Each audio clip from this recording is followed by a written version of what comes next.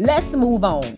So now y'all remember the girl, I forgot her name that fast. Dang, put it down in the comments. But the girl who had said she got boohoo sisters, and her mama is like the black Kris Jenner and they like the black Kardashians. And I was just like, I ain't gonna get y'all Kardashians. I was like, I probably get y'all like, who did I give them last week when she said they was like the black Kardashians? Oh, I gave them the Braxton girls and and they mama. That's what I gave her. But anyway, girl, she got her little business going.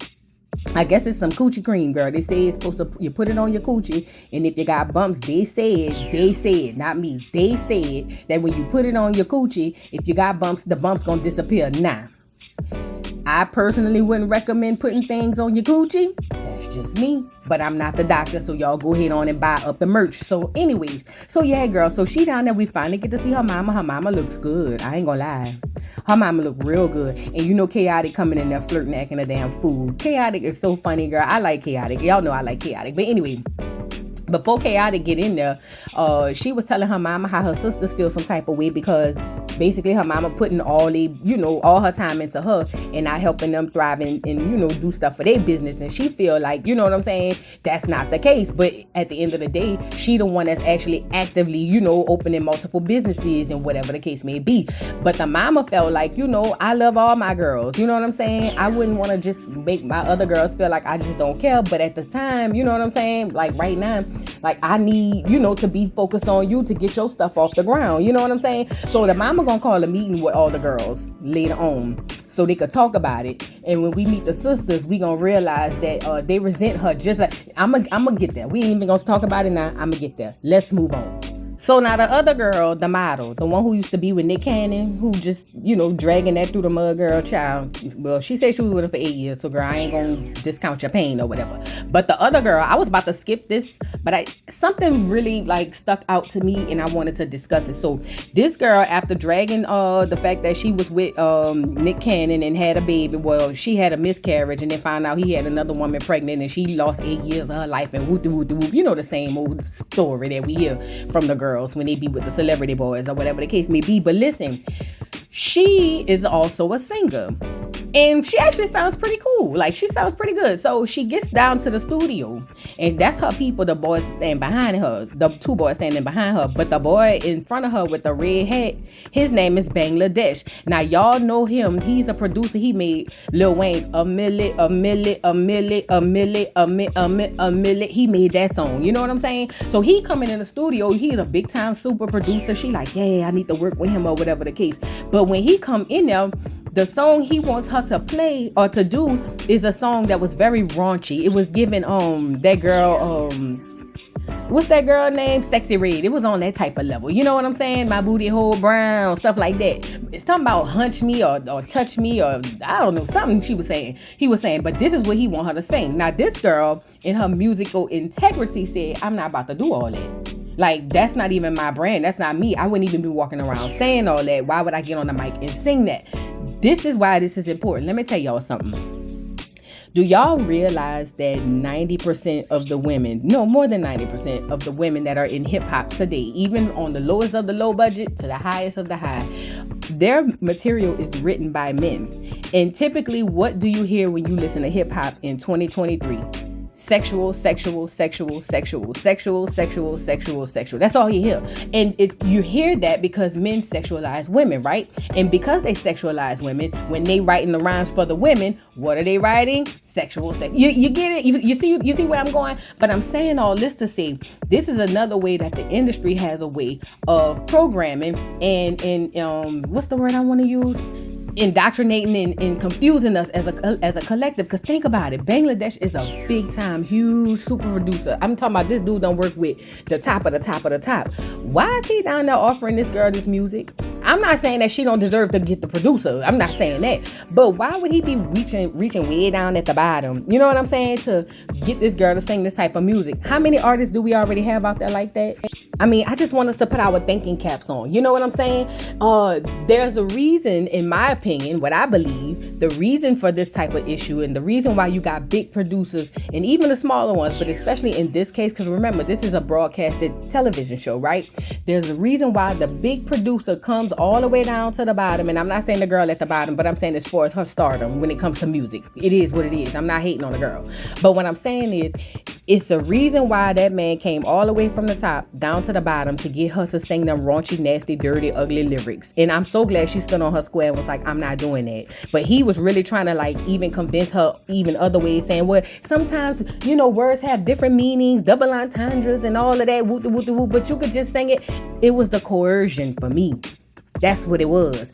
Y'all got to pay attention. They be telling y'all the truth in these shows, girl. But this might be too deep for love and hip hop. But I'm just trying to throw a little nugget on y'all. You know what I'm saying? But y'all got to pay attention. Stop being entertained for a minute and actually pay attention to what these people shoving down your throat. Now let's move to the next scene. So now Rashida, you know, Kirk with the 3 earrings, his wife. Rashida went over there to visit, what's her name? Girl, why am I doing that? Why am I drawing a blank? I hate when I do that. Spice, that's her name. Rashida went over there to visit Spice because she ain't seen Spice and Spice got out the hospital. Now, Spice said she lost 30 pounds. And Spice, you look good, girl. You look good. I know this ain't how you wanted to lose 30 pounds, but you look good. Nevertheless, Rashida gets over there. Spice gives her the disclaimer, girl, look, I ain't got no furniture. I just moved in. I'm about to go on the road. Woo-doo. Girl, ain't nobody worried about it. You got a big, beautiful house. But anyway, when Rashida comes in, she's like, girl, we were all worried about you, like trying to figure out what was going on with you. We texted Karlie and was calling Karlie, and Karlie wouldn't answer the phone or call me back. And we felt some type of way because we all was really worried and, you know, if possible, wanted to beat up for you. You know what I'm saying? Well, Spice was like, girl, speaking of Karlie, she was like, girl, Karlie really been blowing me lately. She was like, first of all, what Karlie did when she said this, I was like, oh, Karlie, you wrong. But she said Karlie had submitted the song that they did for the Grammy and didn't even tell her about it. Girl, what? Now, you know, Karlie became best friends with her friend Mita. That's the girl who do the Grammy stuff. So I'm like, oh, Karlie moving like a snake. Girl, I don't like that. And then she talks about how Karlie basically was trying to buy a house in her neighborhood, and it was really weird. And I'm sitting here saying, what does Karlie own? Not Karlie. What does Karlie own? Because, you know, I know she used to do crazy stuff behind Young Jock and, you know, all these other men, except the last one who was bopping upside the head. Not making fun of it. I'm just trying to tell you what happened. But except the last one who was bopping her upside the head, I'm sorry, y'all. She, you know, I ain't never seen her do this behind a female. You think she want a little munch? You know, you think Karlie might want to munch Spice, you know, a little bit? Like, what's going on? You know what it reminded me of? Way back in the day, way back in the day. And I'm telling y'all my business because I don't care. But anyway, way back in the day, before, you know, being a lesbian was a trend or a cool thing, a friend of mine and myself, we started sleeping around, you know, on the Loto. Nobody ain't know. But we used to have really weird, like, interactions in public because we knew what was going on. It was a girl. We knew what was going on, but nobody else knew. And people will always be like, dang, why they acting so weird? That's what Karlie is giving. Except I don't know if it's, you know, consensual or mutual or whatever the case may be. That's what Karlie is giving. And Karlie, you have too many faces to be acting like this. This is not okay. This is not okay. Karlie is she's a damn maniac. That's what she is.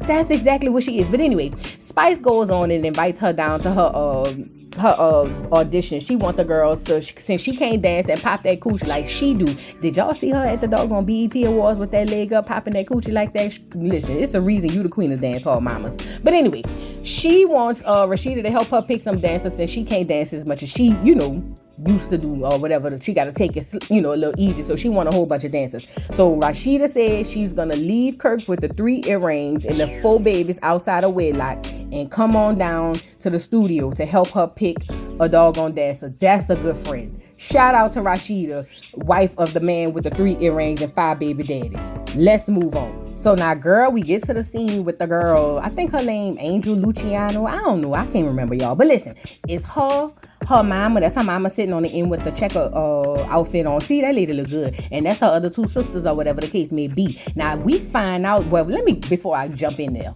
So they all meet up at dinner. The 2 sisters came in together, and Angel, the girl, if that's her name, came in with the mama. So you could tell everybody already got their teams or whatever. So, we find out through Angel that her mama had gave them all lump sums of money to start businesses, right? And according to Angel, she said what she did with her money was she opened multiple businesses while her sisters was around there buying BBLs and shopping, and they only opened one. So because she's the one who have the most businesses, that's why her mama be on her, be helping her like that. And she feels like they just jealous of her. And I said, if that don't sound like Kim Kardashian, girl, this is the only time I will compare y'all to the Kardashians in this instance, because you know why? You are giving Kim Kardashian tease, because I remember when any other girls, Courtney or whatever, would have any kind of business thing going on, and all Chris wanted to do was be up under Kim, be up under Kim. And I remember Courtney crying, saying, "You're always helping Kim. You don't care about the rest of us. All you care about is Kim. Like, what about us?" That's what this scene was giving, girl. So I'm gonna compare y'all to them for that. But anyway, the one on the end in the black, she the one that got them out, right?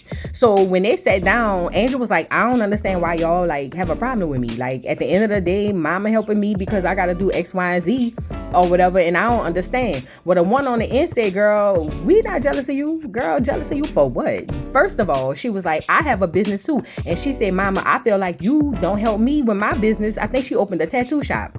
She said, "You don't help me with my business the way you be all up Angel's ass." And mama said, "Don't say I'm up her ass. Don't ever say that." And she was like, that's what it is. I'm not trying to disrespect you, but that's basically what it is." And she was like, "Mama, I ain't feel like that was right, that you just be helping Angel like that. You could be helping all of us." But because of that, old girl on the end in the black, I forgot her name, but the sister in the black said she ain't got time for this. She is naive. I don't already cuss shit. And she said that she is not about to deal with this. And she's done. She's disassociating herself from the whole situation, right? Now, the one sitting next to her in the little blue, I don't know if that's like a powder blue, but in that little powder blue top, she is supposed to be Angel's warehouse manager or some kind of office manager, operational manager or something. She told the girl that she told Angel, she said, I quit. I don't want to be your manager no more. I want to focus on me and mine." And then Angel was like, "How could you do this to me? You gonna sabotage me?" And she got into her confessional and was like, "See, what they don't understand is they'll sabotage me. She'll sabotage me if she quit right now because I'm in the middle of a lunch. How could she do this? Whoop, whoop, whoop." And I'm saying, Kim Kardashian, go lay down. Go lay. Hire somebody else. But anyway, she tries to convince the sister in the blue not to quit. And the one in the black was like, "No," because she was kind of about to fold. But the one in the black was like, "No, stand on your square. You say what you say. You not about to work for them. No, focus on your stuff. No." And y'all trying to convince her, and that's not right. So the one in the black is the firecracker. She's the firecracker. And the one in the blue, you could tell she was on team her sister in the black, but when she got up there, she folded like a paper towel. You know what I'm saying? But so we gotta look at the dynamic of this family. And I'm telling y'all, I'm really interested. But we'll move on to the next scene. Let's move on. So now Spice is at the house with Shakana. I like the way Kaya be saying that. But Spice is at home with Shakana, and they get a knock on the door. She thinking it's a delivery, and it's doggone Karlie Red in her face delivering her child. And Spice was like, "Why would she do this?" Like, cause I guess Spice is close to the little girl. She not a little girl. She young, but she not a little girl or whatever.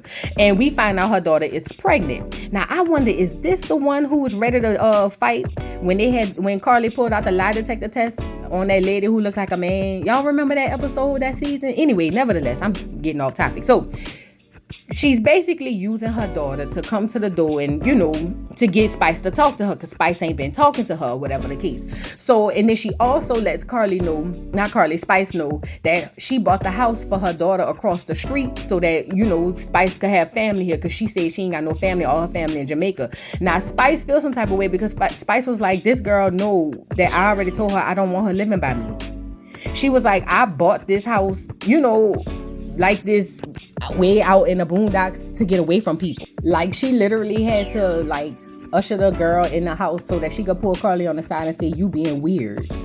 You know what I'm saying? She was like, "You being really weird." And we had this conversation, and she felt some type of way about it. She was like, "Why would you buy that house across the street? Like, why? I don't need you that close to me. It ain't got nothing to do with your daughter, but I don't need you that close to me. Karlie, you blowing me." She was like, "I didn't want to be around you. That's why I moved all the way over here You know what I'm saying? Like, why is you doing that? And I felt Spice on that because, baby, when I tell you I'd have been mad if somebody I don't really want to be around like that moved across the street from me, but you can't stop people from moving where they want to move. So Karlie in her face felt some type of way, and Spice basically went inside and shut the door on and was like, girl, I ain't got time for this. And Karlie was like, can you send me my child? Girl, your child is 38. Let's move on. So now it's the day of the auditions. Rashida, the wife of the man with the 3 earrings and the 5 baby mamas, and Shakana was there to help her pick her girls. Now listen, let me tell y'all something.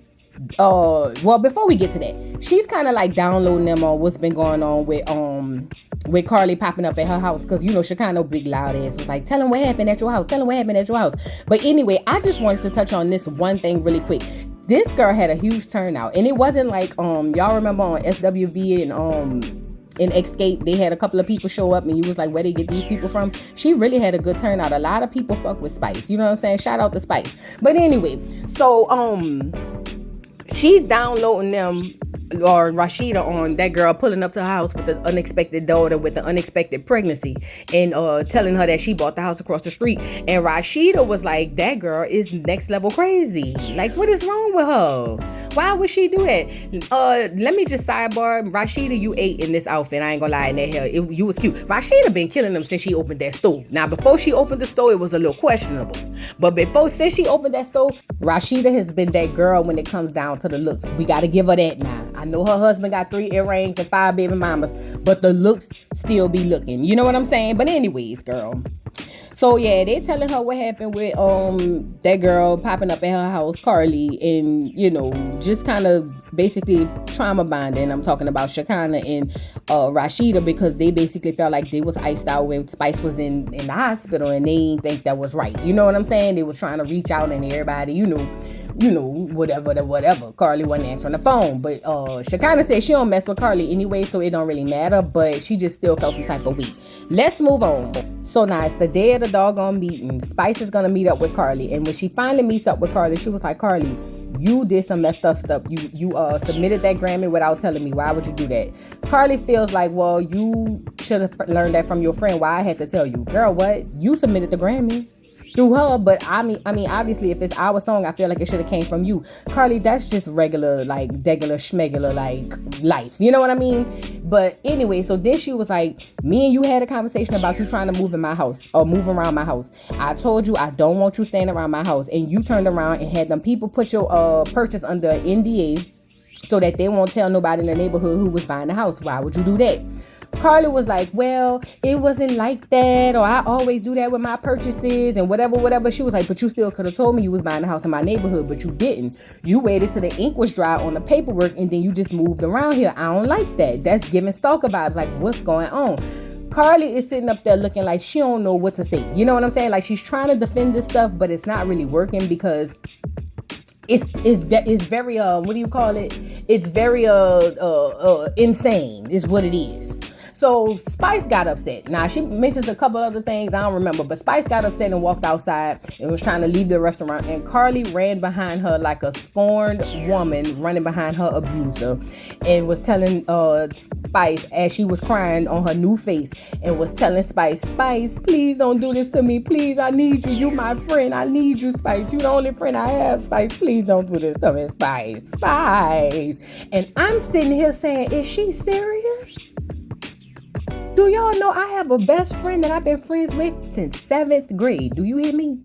And I ain't never ran and cried behind my friend. And we done got into some drag out, knockout fights. I ain't never got into it with my friend like this. And to see Karlie try to make a crying face on the new face and sit there and have tears. First of all, shout out to her for having tears. Because they said, not me, but they said typically when you get that paperwork, but when you get that work done on your face, you know, a lot of things be different. But nevertheless, shout out to her being able to have tears and to actually really look like she really means she's crying. Like, it was kind of like an ugly cry on a fake face. Girl, Karlie, you need help. Do you hear me? You need help. I'm with Spice.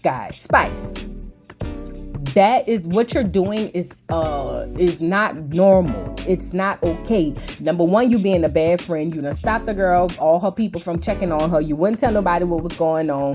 You're lying about buying houses in my neighborhood after I told you specifically I don't want you around my house. You know what I'm saying? And then you submitting Grammys, girl. I am done. Like Spice was like, I'm done because you have a mental problem. Something is wrong with you up at the top. You know what I'm saying? Like the top, the elevator don't go all the way up to the top. Is what she Spice was saying. But Karlie was sitting there crying with her new face, and she couldn't believe that her friend was storming out on her. Like I said, it was giving a little dagger tease. You know what I'm saying? I'm just saying. But anyway, do y'all think Karlie may have had so many men in Atlanta, especially? So since she's ran out of those options for the men, she's just dagging for a companion. Do y'all think that? Like, what's going on with Karlie? Or y'all think she just really threw it off in the head? You know what I'm saying? Like, it's got to be one or the other.